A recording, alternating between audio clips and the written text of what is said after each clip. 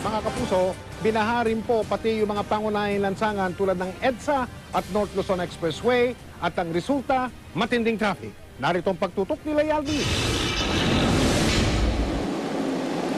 Nalubog din sa baha ang ilang bahagi ng EDSA. Sa bahaging ito ng Quezon Avenue, nagka-traffic. Naghintuan ang mga sasakyan sa bahang bumungad sa kanila. Pero ang pampasaherong van na ito, matapang kahit hampasin ng baha. Sa kuwang ito naman ni Youth Cooper Nico Antonio Valenzuela, nagmistulang ilog na ang isa pang bahagi ng kalsada. Pero may ilan pa ring di inalintana ang baha, makapasok lang sa trabaho. May pasok pa rin kasi ang mga nasa pribadong sektor.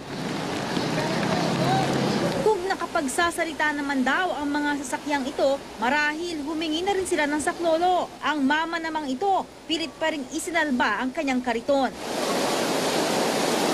Sanay man daw sa baha ang mga taga-Kamanaba, pero wisyo pa rin ang dulot nito sa kanila. Lalo na sa mga stranded na commuter. Ang Philippine National Police naghandog naman ng libreng sakay. Sa NLEX, tukod din ang traffic. Northbound ban o southbound sa may Balintawak, parehong baha.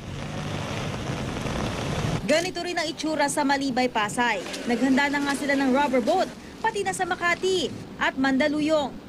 Pero sa gitna ng kalamidad, pirmi pa rin may puwang para sumilip ang mga ngiti at kasiyahan. Lee Alves, Nakatutok, 24 Oras.